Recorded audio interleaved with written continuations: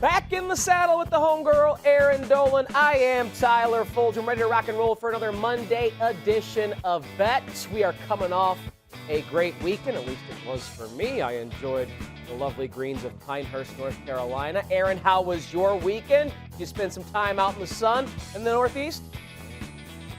As you can tell, yes, I did, but kind of jealous that you were at Pinehurst. I heard that's like an absolutely great vacation. I feel like all men that love to golf end up going there, and you're one of those people, Tyler, so I'm not surprised.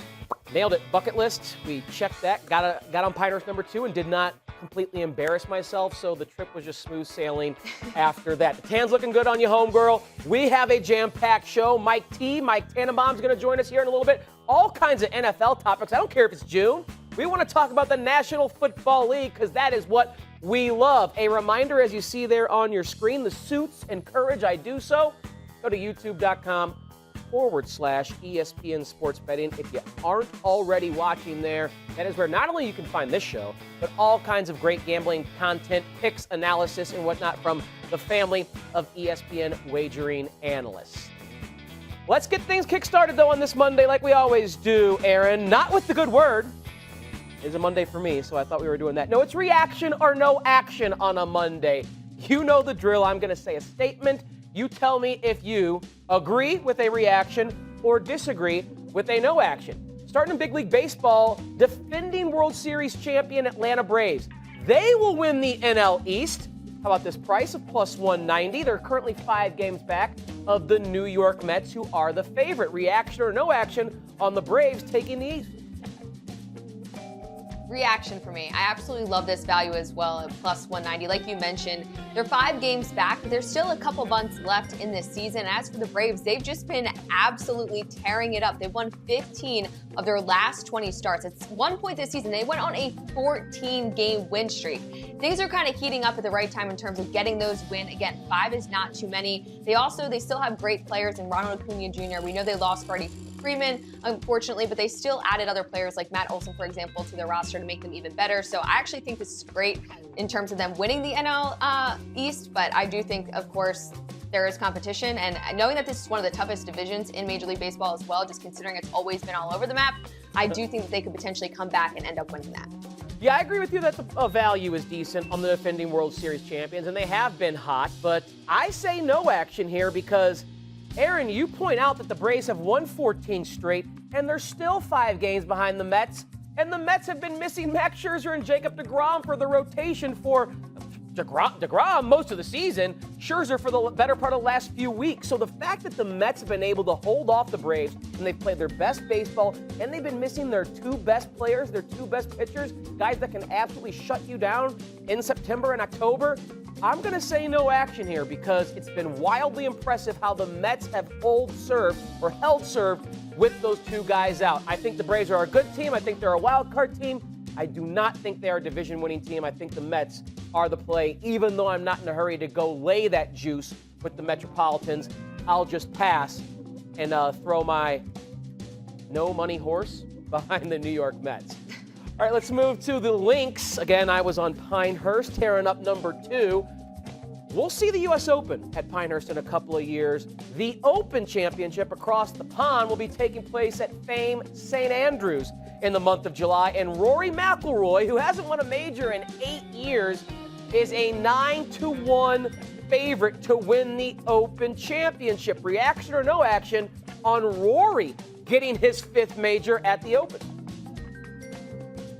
Reaction, but a slight reaction here on him to just win this outright. He's been playing some of the best golf that he's ever played in the past couple of months. I feel like everyone just seems super motivated ever since this whole LIV tournament started. Some of these guys really just picking up their game for some reason. As you mentioned, he hasn't won a major in just so long. He came in 2nd at the Masters, which was great, but I would actually look for him in that top 5, top 10, top 20 market. You know that's how I love to play these tournaments. He actually has finished in the top 20 his past 7 starts, and like I said, his lowest was 2nd at the Masters. So I think there is a chance that he could end up winning this. It's just so hard to pick the outright winners in some of these markets. So take a look at those top 5, top 10, top 20 markets as well for Rory.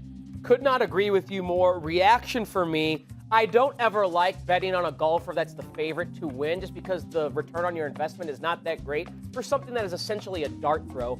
But Rory McIlroy, as you pointed out, has been playing wildly inspired golf ever since the LIV Tour popped up and some of his old pals defected to that competition. Rory is, to me, primed and ready to win that first major since 2014. He's driving the ball like he always does.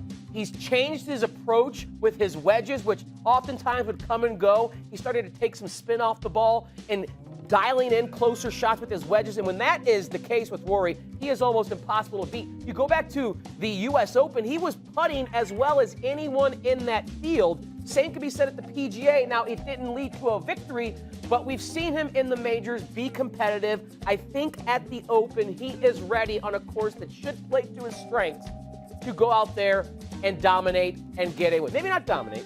There's a lot of competition. But I do think if I had to pick a winner, I would pick him. But again, I don't want to bet on someone who is odds are that short at 9-1. But I think we agree there. We like the way that Rory has his game in shape headed to the Open Championship. Let's move now to the National Football League. The Kansas City Chiefs, all they have done since Andy Reid has been there, and of course with Patrick Mahomes as well, is dominate the AFC West. Reaction or no action, Aaron, the Chiefs will go over their win total in the AFC West, which is 3.5. Keep in mind how good that division has gotten this offseason. Your reaction or no action with the team that has historically the last few years dominated? No action for me. And you mentioned a team that has been, historically dominating the past couple of seasons. I think we finally see regression for the Kansas City Chiefs. And I know I'll talk about this even more later in the show, but they're due for some regression. They also lost Tyreek Hill, and you talk about the AFC West. It is just such a tough division. And then you have the Denver Broncos now, Russell Wilson as their quarterback, who have obviously a great offense, and you pair that with a great defense. There's just so many good teams in that division, as well as the Raiders made some offseason moves. Same thing with Justin Herbert and the Chargers. They were great last season. I think they'll be even better this season. So overall, I'm not going to take anything on the Kansas City Chiefs besides their unders or not making the playoffs, things like that. So in terms of the division, I'm just not going to react on that and probably never play anything like this on the Chiefs. But yes, I'm going under on that one. So no action for me. I'm no action as well. Now listen, I'm not in a hurry, like you said, to go to the betting window with this particular bet, but my gut, my instinct agrees with what you see, Aaron. Every team in the AFC West, the Raiders, the Broncos, and the Chargers, added elite talent this offseason, whether it's offense, defense, or both. All three of those teams got markedly better. The only team in the division that lost elite talent was the Kansas City Chiefs, who lost maybe the most unique wide receiver in the entire NFL in Tyreek Hill. So that cannot be ignored. As great as Andy Reid and Patrick Mahomes have been together, the competition in this division, which was already pretty good, got markedly better. So I'm taking under 10.5 wins. I'm taking under 3.5 division wins. 3-3 I think is going to be good for any team in this division with the 6 games that they play, because the competition each week that you play an AFC West division rival will be so tough, whether you're at home or, of course, on the road. So we agree there. No action on the Kansas City Chiefs over 3.5 division wins. Let's stick in the National Football League, and it's time now to welcome in a good friend of ours. It's been a while since we've had Mike Tannenbaum, our GM, your GM here at Bet. Mike T, how you doing? How's the summer been treating you, bud? Doing great. Good to be with you guys. All right, well, let's dive in with this, Mike T. We normally like to talk to you on Mondays during the football season, where last year you absolutely killed it with your Monday Night Football picks. Of course, we don't have that in the middle of June. So today we're kind of looking at some teams that are close odds to make or miss the playoffs, and some may surprise. Let's start with a team that is as synonymous with any in the NFL with the postseason over this millennium. That's the New England Patriots. They're actually minus 160 to miss the postseason, year 2 of Mac Jones and Bill Belichick together. Do you think we see Bill Belichick miss the playoffs for the second time in the last 3 years? No chance. They're going to make the playoffs. Mac Jones was very underrated as a rookie, even in their playoff loss to Buffalo. As poor as the Patriots defense played, Mac Jones actually played good football. So lots been made about their losses, and they have lost players. But I think what Mac Jones does in a second year with an offseason program. There's enough there to me where they should be able to run the ball consistently. Ramondre Stevenson's a little bit underrated. I think he'll set up play action. I think defensively, Matt Judon's a real difference maker. I have some questions about their secondary, but I think all in all, with Mac Jones' improvement, they're one of the 7 best teams in the AFC. And Mike, this offseason, the Broncos made a big splash trading for Russell Wilson. But of course, they're in that very competitive division. They're plus 140 to miss the playoffs. Do you think the Denver Broncos will be in the playoffs come this season? Yeah, that's a great call. I'd say they won't make it despite Russell Wilson playing really good football. I just think when we look at the AFC West, it's impossibly competitive. So despite Russell Wilson playing really good football, I just think they're going to be the last team that's out of the playoffs despite a great improvement on offense with Russell Wilson. All right, Mike T, I'm curious then what you think about another AFC West squad, and that would be the LA Chargers. They were oh so close last year to making the postseason, of course, losing in Week 18 to the Las Vegas Raiders, and it was a tight game down the stretch with that game-winning field goal. That was kind of the theme for Brandon Staley and his squad year one with Staley at the helm. They were just 1-4 in games decided by 3 points or less. The big reason why they missed out on playoff football. This offseason, they are minus 170 to make the postseason. Do you like that bet and the Chargers to qualify for playoff football? Tyler, you could go bet a whole loaf of avocado toast on this one. The LA Chargers are going to the championship game. They got an improved defense with J.C. Jackson, Khalil Mack, a healthy Derwin James. Justin Herbert's one of the 3 or 4 best players on the planet. I love him, loved him in Oregon. And we're going to eat a lot of avocado toast in the fall, celebrating a lot of Charger wins. I am ready for that. I want to find the supermarket where I can find the loaf of avocado toast. That's for darn sure. But I know, Mike T, I am with you. I think they're a team that can challenge the Chiefs in that division. And lastly, Mike, we got to ask you about the Minnesota Vikings. So they're virtually a pick on plus 105 to make the playoffs. And we know they're still going to have to face a player like Aaron Rodgers. They're also going to see Devontae Adams this preseason. They're not going to see him during the season, just in the preseason. But do you think the Minnesota Vikings will make the playoffs?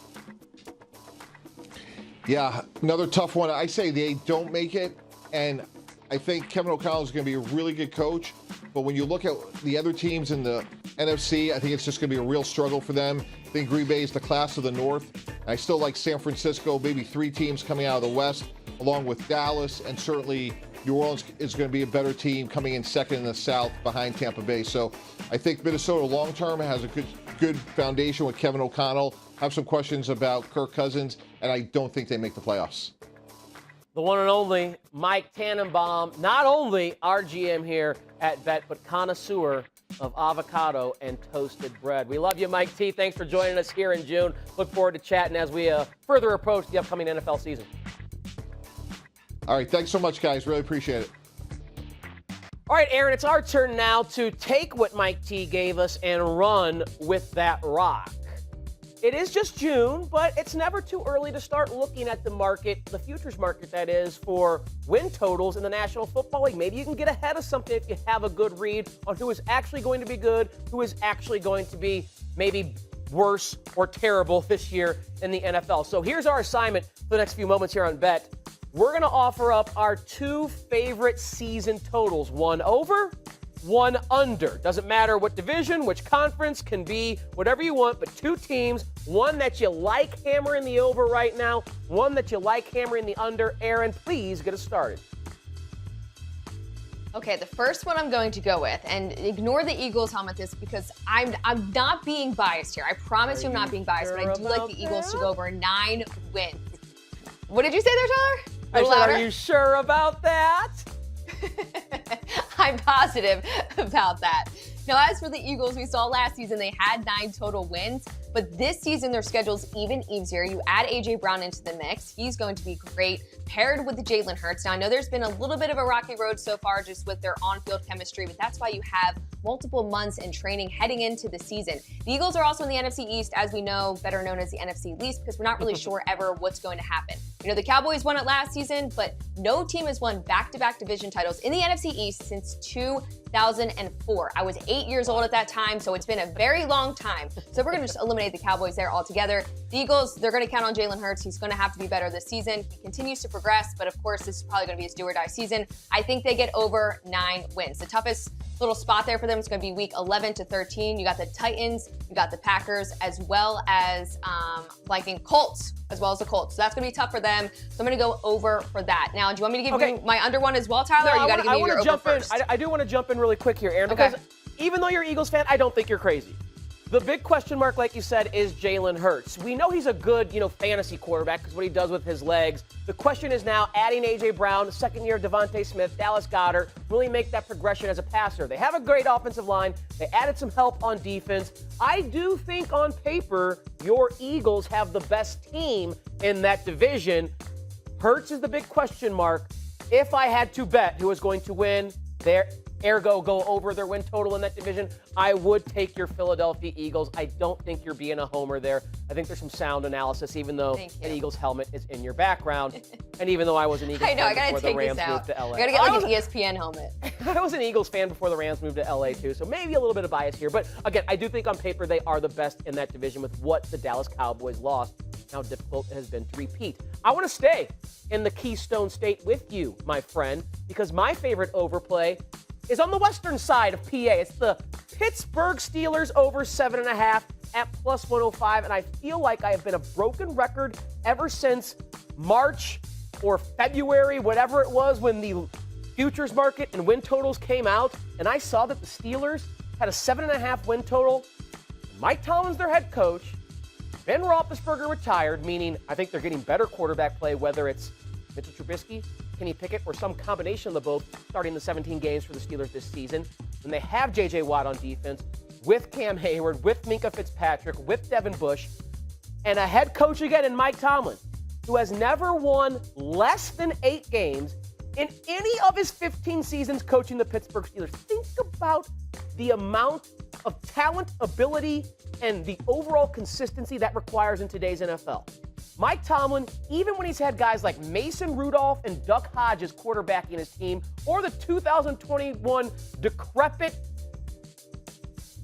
Ben Roethlisberger, corpse of Ben Roethlisberger. I'm sorry, Ben, you had a Hall of Fame career, but 2021 certainly wasn't your best season. He was still able to win at least 8 games. So even if, Erin, he has the worst season of his coaching year in 16 seasons this year and goes 8-9, first time ever under 500, you still cash the over there. I know they play in a difficult division, but I trust Mike Tomlin. I trust the culture of that franchise and that organization, and I do think no matter who is playing quarterback for the Steelers this season, it will be an upgrade in performance on 2021 Ben Roethlisberger, and it will benefit the offensive line, Najee Harris, Chase Claypool, Deontay Johnson, and the bevy of wide receivers they have, adding George Pickens in the draft. So a couple of Keystone State overs. Erin with the Eagles. I'm with the Steelers. Are you with me on the Steelers real quick before we move to the under, or do you think I'm crazy now that they've lost Ben Roethlisberger and playing kind of difficult division? I do not think you're crazy whatsoever, Tyler. I would never call you crazy. But I will say, I do agree with you on Big Ben. Like, every time he went to run for a second last season, I just got so nervous. I'm like, this guy is so, not to be rude, but he's so ancient. He's been in the game forever. He's such a good quarterback, but it was his time to go. So I do think anything is going to end up being an upgrade for the Pittsburgh Steelers. And don't worry, Erin, you can justifiably call me crazy. My mother does it, so if she can do it, anyone can do it, because she's probably right. You know that now by the time we've worked together. Let's move to the under market. So, again, it is just June and things can change, but what team are you trying to target right now that you think is going to struggle to reach their win total in 2022? We're going back to the Chiefs and going under 10.5. And I know this is not going to be a popular play, but again, I do think that we finally see some regression from this team. Tyreek Hill not being on the team is absolutely going to impact, I think, every game. I mean, he's going to obviously do damage for the Dolphins, but I think that's going to take a hit. I also just think when you're such a dynasty for so many years, eventually you end up falling. I don't see Patrick Mahomes as the next Tom Brady personally. Maybe some people do because obviously he has been great the past couple seasons, but I just think they're due for regression. We saw last season they were third in total offense. Again, the Hill thing's going to take a toll on them. Being in the AFC West, that's a problem. And then listen to the teams that they're playing outside the AFC West. Cardinals, Colts, Titans, Rams, Bengals, Bills, Bucks. I feel like we could have made a song out of that in a rhyme. I'm probably going to memorize all them by the time it's the NFL season. But nonetheless, I just think it's just way too much tough competition. They're going to go under 10.5 wins this season. Erin, I agree with you. It is uncomfortable to bet against Mahomes and Andy Reid because of all the success they have had. But we were talking about it earlier in the show. You just look at schedule. You look at the other teams in that division getting better, and it is not going to be a popular bet. I went to school at Missouri, so a lot of Kansas City Chiefs fans are in my friend group, in my fraternity, and I was with them this week and telling them that I think their Chiefs are going to finish third in that division. And they were mother-you-know-whatting me up and down the golf course for the next few hours. Just, what are you talking about? Who do you just think something you are? don't let loose on the golf course? Because you're on TV, you think you know what you... I'm like, no, I just think the Chiefs are due for a little step back before they can take a couple steps forward in the post-Tyreek and eventually in the post-Travis Kelce era. Let's not get it twisted. Travis Kelce's still great last year, but he is not getting in the under as he's creeping towards his mid-30s. So I just think there's going to be a little bit of adjustment. I never think Mahomes and Reid will be bad. But man, it's going to be tough to get to 11 wins with that schedule and adjusting to life post-Tyreek Hill. So stay strong. Girl, I'm with you. Under 10.5 on the Kansas City Chiefs, no matter what the haters, or I should say lovers of Kansas City say. All right, I'm going to my division, the NFC West. Seattle Seahawks. Maybe you can call me a hater there, but I'm going under 6 wins, minus 120. So 6 is a push, 5 or less, and we get a victory here. I really struggle to see how this team is going to get 5 or more wins this season. Russell Wilson is gone, walking into the Hall of Fame for what he did in Seattle. Bobby Wagner is gone, to a division rival. He too is walking into the Hall of Fame for what he contributed to that Legion of Boom defense and them winning a Super Bowl. Who's going to play quarterback? Right now, their only options are Geno Smith and Drew Lock. Maybe they get Baker Mayfield, but even then, after losing that leadership and having Pete Carroll, who is, again, been a great coach, kind of the Ben Roethlisberger thing we were talking about, when is time past Pete Carroll by? I don't know if he has kind of the forward-thinking coaching chops that others in that division, Kyle Shanahan, Sean McVay, even Cliff Kingsbury to a lesser extent have over him. He's certainly been successful in his career, but man, that roster lost a lot of talent. They have to play the Cardinals, the Niners, and the Rams twice this season, and then play all 4 teams in the AFC West. Again, good luck with winning 6 or more games. 7 to win that bet, 6 to push, 5 or less, and I'm a winner. I think the Seahawks absolutely struggle this season. All right, Erin. I feel like people throw in the towel with the Seahawks. Like, no one even really talks about them anymore. I don't think I've seen it on program at all in a while. Well, I mean, again, they just lost maybe the 2 most important and recognizable figures in their team history.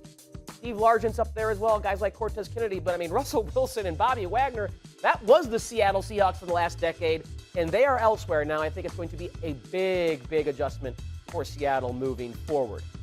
All right, Erin, let's have a little fun in the prop market as well because we have been blessed by some season-long props, player props that are starting to trickle into the market. And this is the most enjoyable market, and I think the most exploitable market for us to dive into because if you really know what is happening with rosters, depth charts, how things are going to change, that type of thing, you can find some really good values in the season-long prop market. We each have a couple of plays. Let's start first and foremost with a quarterback play. Was there a big-name QB that you saw his season-long passing yardage prop posted and you wanted to attack whether it was over or under? Yes, Josh Allen over 4,300 and a half. I love how they put the half as if like they can't, God forbid, miss one of those. But 4,300 and a half, we're going over. Now, he hit over this in the past 2 seasons. In 2 of 4 seasons that he's played, he's hit over this. He continues to get better each and every season. We know the Buffalo Bills are currently slated to win it next season. And I think that they're just going to be so good. And I don't see him slowing down. He still can throw to Stephon Diggs. You can also throw to Jamison Crowder. He has all the weapons he needs in order to get over this number. And I expect nothing less from a player like Josh Allen. I also have seen a few people talk about he shouldn't really be running the ball anymore, and that's usually a big area we like to attack his player prop in terms of rushing. But maybe that's in turn going to force him that, yes, he knows he shouldn't be running. He should be throwing the ball more. This season we see even more of that. Again, he got over it last season, the season before that. So I do like over 4,300 and a half for Josh Allen passing yards. Absolutely with you. He's a favorite to win the MVP. He's going to have a big year, barring injury and missing games. I think 4,300 is way too low in a 17-game schedule for someone like Josh Allen. I think he'll be closer to 5,000 passing yards, assuming he is able and healthy enough to play all those games. Two-time, back-to-back, I guess three-time league MVP, but back-to-back league MVP, Aaron Rodgers. I'm going under 4,130 and a half. There's that hook, Aaron, passing yards this season. Not because I don't think Aaron Rodgers is going to be great. He's Aaron Rodgers. He'll be great. But he lost Davante Adams. And the defense should be so nasty for the Packers this year that Rodgers and that offense will pretty much just lean on Aaron Jones, lean on A.J. Dillon, and whenever necessary, break glass for emergency, Rodgers throw a touchdown when needed in a close game or against great competition. I really think the Packers are going to be built on a script this season of dominant offense running the football and dominant defense on the other side. I don't think Rodgers will need to throw for 4,000 yards for them to win 13 games again. So especially without Davante Adams, I'm going under 4,130 and a hook for the back-to-back league MVP. All right, another market that has some of these player props trickling in is the regular season receiving yards prop market. Is there a player you want to attack here, whether it's over or under? Yes, I'm going over for A.J. Brown, over 995 and a half receiving yards. It seems so weird to even be saying these numbers for some reason, but he was unfortunately not able to hit over this last season with the Texans. He had 869 yards in 13 games played. We know he missed a chunk of time there with an average of 63 receiving yards per game. Now that he's coming to the Eagles, who are absolutely going to continue to try to use him as much as possible, we've seen Jalen Hurts progress in the past season or so, I should say, in terms of his quarterback completions, things like that. I do think that A.J. Brown will have a successful season here at the Philadelphia Eagles. Again, he didn't hit it last season with the Titans, but the previous two seasons, he hit over the 1,000-yard receiving mark. So I do think that he will be great this season for the Eagles and go over 995 and a half receiving yards. Yeah, you can call me the homer, too, because I'm going to my team, the Rams, and I'm taking a receiver over. It's not Cooper Kupp, though, who almost had 2,000 receiving yards for the Rams last season. Allen Robinson, the new addition from the Bears, his mark is just 850 and a half yards. And I'm going well over that for A-Rob. We know what Robinson's done in his career with some awful quarterbacks. Now he gets Matthew Stafford and all the attention Cooper Kupp gets on the other side. Stafford threw for almost 5,000 yards last season. Kupp didn't catch all of those passing yards, but he will certainly have the bulk of them this year. That still leaves plenty left over for Robinson because Robert Woods was traded to the Tennessee Titans. Odell Beckham Jr., even if he comes back, which is not a guarantee, won't be ready till November, December at the earliest. His competition outside of Kupp is Van Jefferson, maybe Tutu Atwell, and a bunch of other young players who are not proven. Allen Robinson is poised to have the best season of his NFL career, catching passes from Matthew Stafford on the opposite side of Cooper Kupp. 850 and a half is comically low. I would be shocked if Allen Robinson plays 16 or 17 games and does not have at least 1,000 yards receiving. I would be thoroughly shocked because that means either he was awful or the Rams' offense was awful, and I don't see either of those two things happening as long as the principals are healthy this season. All right, Aaron, a lot of football. Who doesn't love it, though, in June? Still, we're only a few months away from the kickoff of the NFL season. It is the dog days of summer right now in Major League Baseball. That means it's time for some long ball, long shots on Monday's slate. Erin Dolan, who do you like tonight to go deep? All right, we're going to go to the Rangers-Royals game. We're going Corey Seager to hit a homer plus 430. Now, he's currently tied with Garcia for 15 homers this season, but he's hit 3 of them off the Kansas City Royals. And in fact, he also homered in the 9th inning against the pitcher that's going to be on the mound for the Royals, and that, of course, is Chris Bubich. And anytime he is on the mound, you love to fade him. He has a 1-4 record with a 7.41 ERA. So I do think that Corey Seager will be successful tonight in hitting a home run. I love the value at plus 430. And yeah, that game's tonight. Excited stuff. Yeah, I like picking on Chris Bubich because he's been struggling this season. Whether you're a righty or a lefty, I'm all in on the Rangers lineup tonight. Might be part of my best bet later on Daily Wager. But I'm going to Taylor Ward of the Angels against White Sox hurler Lucas Giolito, who's been struggling big time. His last 5 starts, Aaron, he's allowed 9 home runs, almost 2 per start. And 13 of his 15 homers this season have come to right-handed hitters. Taylor Ward is a righty, like Mike Trout in that Angels lineup. 8 of his 11 dingers this year have come against right-handed pitching. He's got a 237 ISO, just isolated slugging, and a 438 weighted on base average against righties. So he can hit against righties despite the platoon advantage. And right now, Giolito's just struggling, giving up all kinds of long balls. So I like Taylor Ward at plus 350 to go deep tonight against the White Sox. All right, kiddos, that'll do it for another Monday edition of Bet. Big thanks to Mike T, RGM, and connoisseur of the avocado toast, joining us here on June to talk some NFL. Great stuff as always from that one, Erin Dolan right there. We'll see you back here Wednesday on Bet.